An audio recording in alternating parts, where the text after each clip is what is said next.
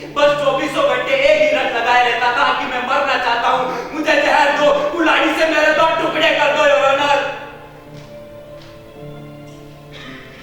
वो बच्चों की तरह फूट फूट कर रोता था। मैंने इस तरह मौत मांगते आज तक किसी को नहीं देखा था। उसका दर्द इतना बढ़ गया कि केवल बेहोशी का इंजेक्शन लगाने पर ही उसे नींद आती थी।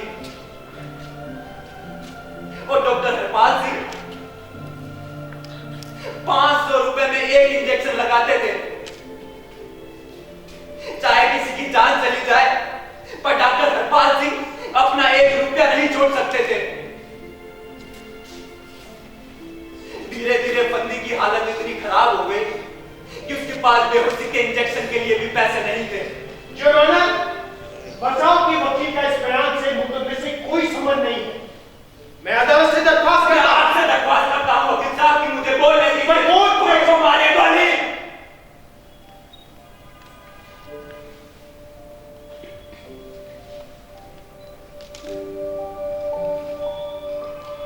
जिंदगी बदतर हो तो हो, पर मौत भी बदतर हो गई थी। उस दिन रात को जब गफंदी घर लौट रहा था, रास्ते में खान ने उसकी छाती पर डंडा तानकर उसकी बेइज्जती की। घर आते ही औरत ने चिल्लाकर ऐलान कर दिया कि घर में चावल नहीं है। उसके लड़के को पड़ोस के लड़कों ने मारा। उसके नाक से खून बह रहा था। बाप ने कदम रखते ही पूछा, बेटा आज इंजेक्शन लगेगा? फंदी ने कहा नहीं। योर ऑनर, फंदी इंजेक्शन नहीं दे सकता था, पर मौत तो दे ही सकता था।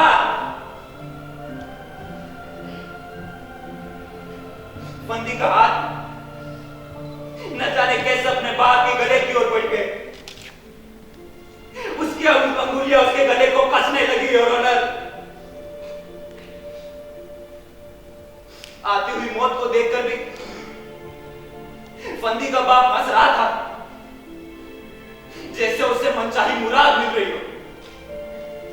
और इस तरह फंदी का बाप मर गया। फंदी को होश नहीं था।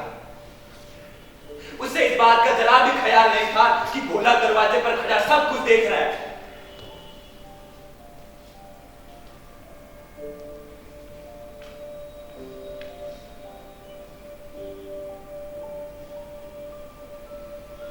योर ऑनर, मुझे अपने मुजरिम की तरफ से इतना ही बयान देना है।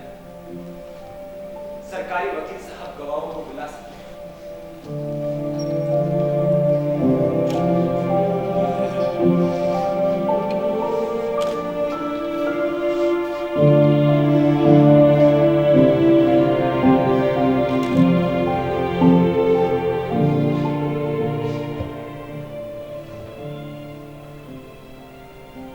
ये तुम्हें क्या हो गया? कुछ नहीं हुआ। नहीं फंदी, तुम्हें जरूर कुछ हो गया। माफ कीजिए वकील साहब, मेरे मन में जो आया मैंने बोल दिया। वहां कोर्ट में तो मौका नहीं मिलता, वहां तो सारी जबान तक नहीं खुलती। हिंदी में वैसे पूछता तो शायद तुम इतना नहीं बता पाते जो तुम एक सांस में बोल रहे हो। बस यही मुकदमे की असली कहानी है वकील साहब। अब तो आप समझ गए होंगे कि मेरा क्या कसूर है, पर मैं बच नहीं सकूंगा। तुम्हारी इसी कहानी को तो कोर्ट के सामने लाना है। इरादे का सवाल, यह भी तुम्हारे मुकदमे की जान है। तुम्हारे हाथ से कत्ल हुआ, पर तुम्हारा इरादा बदले करने का नहीं। मैं बस इसी बात को कोर्ट के सामने सिद्ध करूंगा। पर आप सिद्ध कैसे करेंगे? गवाहों को उल्टा। आप गवाहों को कैसे उलट देंगे वकील साहब? भगवान कसम, सरकार की तरफ से जितने भी गवाह लाए जाएंगे ना, साले एक से एक नमक खराब होंगे। तुम देखते तो जाओ। तो क्या आप यहाँ गवाही का भी नाटक? हाँ, अब तुम उस कुर्सी के पीछे खड़े हो और याद रख, अब तुम गवाह।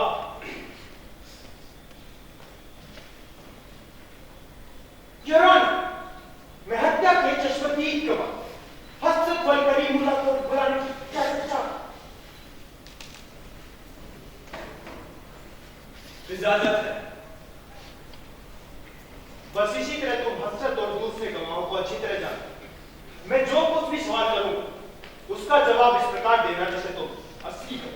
समझ गया वकील साहब, आप सवाल करिए। तुम्हारा नाम? हसरत मियां।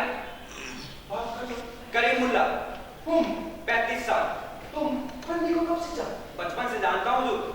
ये फंदी के साथ बहुत ही अच्छा आदमी है हुजूर। इस समय तुम फंदी नहीं हो, हसरत हो। हसरत उसकी तरह बोलो। बिल्कुल हसरत की तरह। सवाल करिए। हसरत वल करीम खान, अब ये बताओ कि क्या तुम फंदी के यहाँ आते जाते हैं? फंदी के यहाँ? अरे फंदी का घर तो अपना घर लिया हुजूर। जब तक उसके घर नहीं जाओ अपना तो खाने ही पछता हुजूर है। तब तो तुम ये भी बता सकते कि फंदी और उसके बाप में संबंध कैसे? दोनों के आपसी संबंध का क्या कहना हुजूर? दोनों एक दूसरे पर जान छिड़कते थे, जान। क्या फंदी का बाप बीमार? वो बीमार था हुजूर। कैंसर था उसको गले का, यानी इधर का। जितना पूछा जाए केवल उतना ही। गलती हो गई हुजूर। हाँ, क्या फंदी अपने बाप का इलाज ठीक से करा? बहुत अच्छी तरह करा रहा था हुजूर। बोले तो गजब की कोशिश कर रहा था, पर उसका बाप बच नहीं सकता था हुजूर। कैंसर वाला कोई बचता नहीं। जितना पूछा जाए केवल उतना ही जवाब दो। माफी चाहता हूँ, डबल माफी है। क्या फंदी का बाप के लिए कोई, फंदी ने अपने बाप के लिए कोई इलाज के लिए कर्ज भी लिया? जी हाँ हुजूर, खिंडी वाले मैदान में खान खराब तोला रहता है ना जी, उससे। उस दिन शाम को तुम फंदी के यहाँ क्यों? किस दिन शाम को? उस दिन शाम को जिस दिन कत्ल हुआ। बात ऐसी हुई हुजूर कि मैंने जनता ट्रांसपोर्ट कंपनी के हसनान भाई से बात की थी। वो कह रहा था कि फंदी को वहाँ काम मिल सकता है, बस वो इस बात बताने गया था हुजूर। जब तुम वहाँ पहुंचे तो तुमने क्या देखा? बड़ा खौफनाक सीन था हुजूर। अपने बाप पर जान छिड़कने वाला फंदी खटिया पर चढ़कर अपने बाप का गला घोट लिया था। तुमने उसे रोका नहीं? जी नहीं हुजूर, जब तक मैं वहाँ पहुंचता उसका बाप मर चुका था। अच्छा ये बताओ, जब तुमने वहां पहुंच कर देखा तो फंदी अपने बाप को गला दबाने की कोशिश कर रहा था, तब तुम क्या? अब मैं कुछ नहीं कर रहा था हुजूर, मैं देख रहा था। That's all you.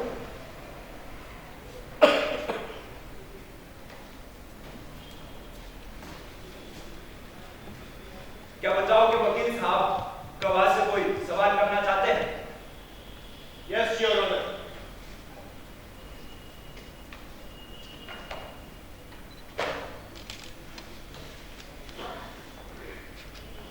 तुम क्या काम कर? वैसे तो हुजूर मैं क्लीनर हूँ, पर खुदा की मेहरबानी रही तो ड्राइवर बन जाऊंगा। जितना पूछा जाए केवल उतना ही जवाब। जी हुजूर। तुम फंदी के घर के हालात से अच्छी तरह परिचित? बहुत अच्छी तरह हुजूर। अरे फंदी अपना जिगरी दोस्त लिया हुजूर। तुमने कभी फंदी को अपने बाप से लड़ते देखा? कभी नहीं हुजूर, दोनों में बहुत ही मोहब्बती है। तुमने कभी फंदी को अपनी औरत पर हाथ उठाते देखा? ना, कभी नहीं हुजूर। अरे फंदी जैसा शोर तो चिराग लेके ढूंढने पर भी नहीं मिलेगा। हाँ, इस तरह तुम फंदी को एक अच्छा बेटा और पति मान सकते? अच्छा बिल्कुल। अच्छा ये बताओ कि जब तुम फंदी के यहाँ पहुंचे तब कितने बजे थे? 8 बजे थे हुजूर। तुम्हारे पास घड़ी? जी नहीं हुजूर। तब तुम कैसे कह सकते हो कि 8 बजे? अंदाजिया से कहा हुजूर। जब तुम घर में गए तो वहां अंधेरा था या फिर रोशनी? बहुत हल्की रोशनी थी हुजूर। दिए की अपने लालटेन? ये मुझे याद नहीं हुजूर। तो इतनी कम रोशनी में तुमने ये कैसे देख लिया कि फंदी अपने बाप का गला घोट रहा है? फंदी के अलावा कोई नहीं सकता हुजूर। ये देखने के बाद तुम वहां कितनी देर रुके? मैं बिल्कुल नहीं रुका हुजूर, मैं सीधे थाने भागा। हाँ, तुमने ये देखने की कोशिश नहीं की कि गला घोटने वाला फंदी ही था या कोई और? जी नहीं हुजूर। अच्छा ये बताओ, जब फंदी अपने बाप का गला घोट रहा तब भोला दरवाजे पर खड़ा था? जी नहीं, वो देख रहा था। सो देख रहा था। That's all your honor.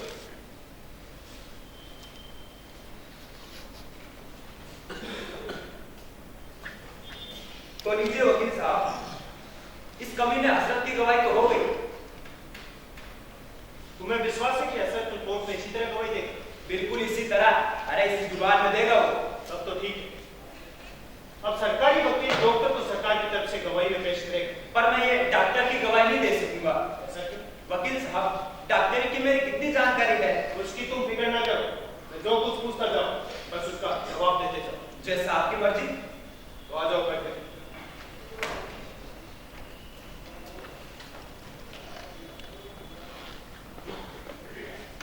आपका नाम? चंद्रभूषण, डॉक्टर चंद्रभूषण। मरहूम भगतराम का पोस्टमार्टम आपने किया? जी हाँ, मैंने ही किया। पोस्टमार्टम रिपोर्ट से आप किस नतीजे? यही कि मरहूम भगत राम की मौत गला घोटने के कारण से हुई। क्या मौत उसी समय हो गई? जी बिल्कुल नहीं। क्या मृत्यु का कारण उसकी कैंसर की बीमारी नहीं? जी बिल्कुल नहीं। That's all.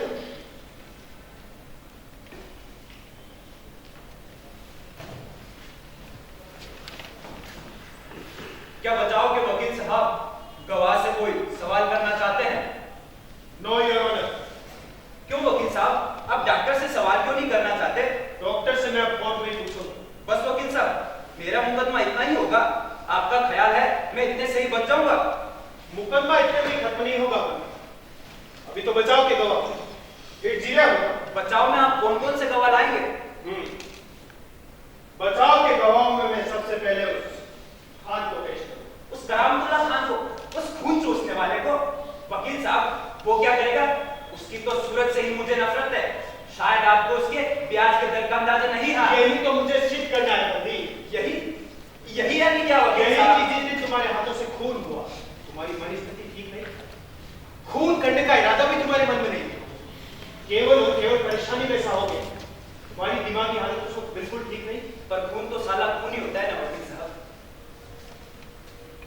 जब मैं अपने बाप का गला घोट रहा था, मैं जानता था कि मैं अपने बाप का गला घोट रहा हूं।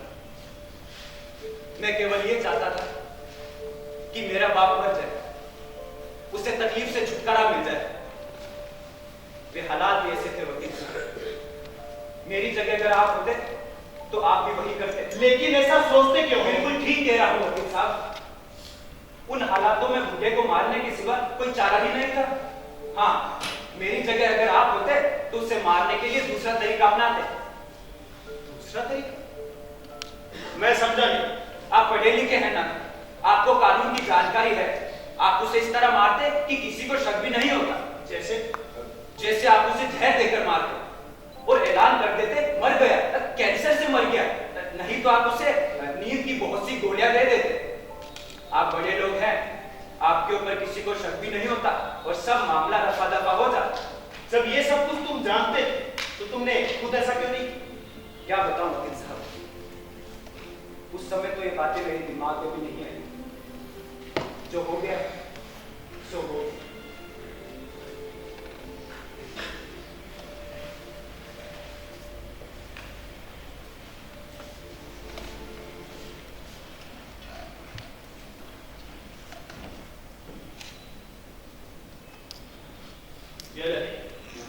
जी भर के बीड़ी थी और माचिस?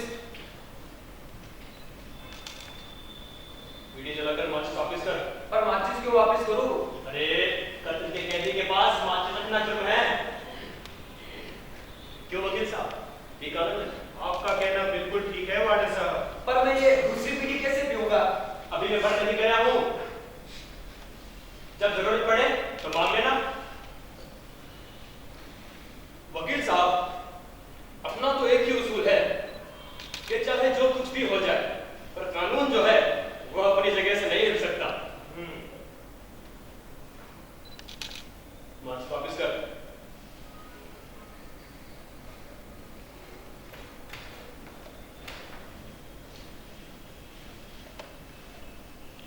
तो वकील साहब, आपका क्या ख्याल है, वो खान अपने मुकदमे में मदद करेगा?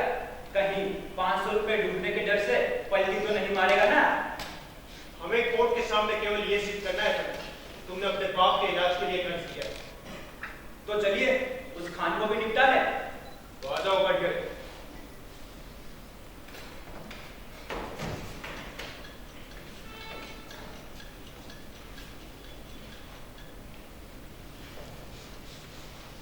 तुम्हारा नाम करामतुल्ला खान होता था। तो तुम खान है? कैसी बात करता जी, हम असली खान का असली बच्चा होता।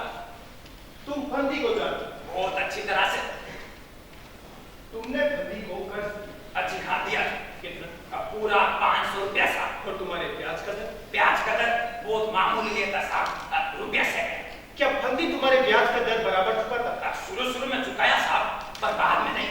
वो हमसे कहता था उसका बाप बहुत बीमार होता, घर में नौकरी थी, खाने को नहीं। क्या बताऊं साहब, बस बातें बनाता रहता था।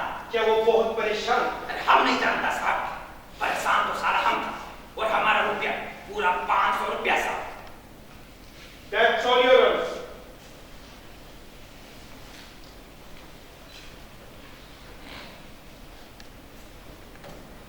तो लीजिए वकील साहब, इस खान की गवाही भी हो गई, लेकिन इससे कोई खास चीज हाथ नहीं लगी। बस कर्ज वाली बातचीत हो गई। तो अब आप बचाव में दूसरा गवाह कौन सा लाएंगे? बचाव का दूसरा गवाह होगी तुम्हारी औरत। मेरी औरत? ये तो आप ठीक कहते हैं वकील साहब, अपने मर्द की जान बचाने के लिए जान तक कुर्बान कर सकती है वो। तो चलिए बुलाइए उसे। आ जाओ कटघरे।